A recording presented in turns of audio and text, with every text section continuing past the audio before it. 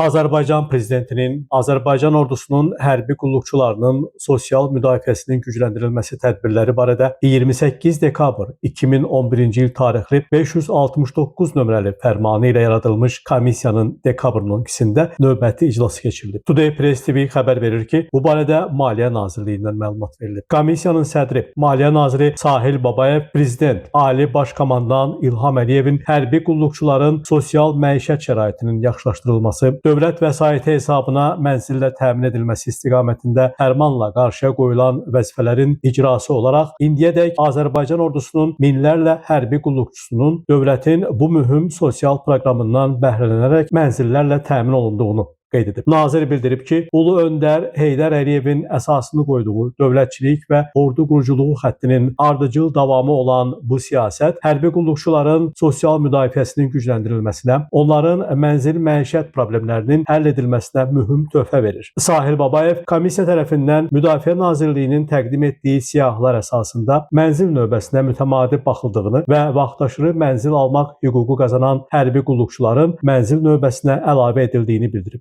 Komissiyanın iclasında Müdafiə Nazirliyi tərəfindən təqdim olunmuş 606 nəfər hərbi qulluqçunun tam təmirli mənzillərlə təmin olunmasına dair qərar qəbul olunub. Qeyd edilib ki, cari il üzrə dövlət büdcəsində nəzərdə tutulmuş vəsait hesabına alınan tam təmirli mənzillər növbəti il ərzində hərbi qulluqçulara təqdim olunacaq. Bu günə qədər dövlət vəsaiti hesabına 4167 hərbi qulluqçu mənzillərlə təmin olunub. Namiq Abbasov, Today Press TV.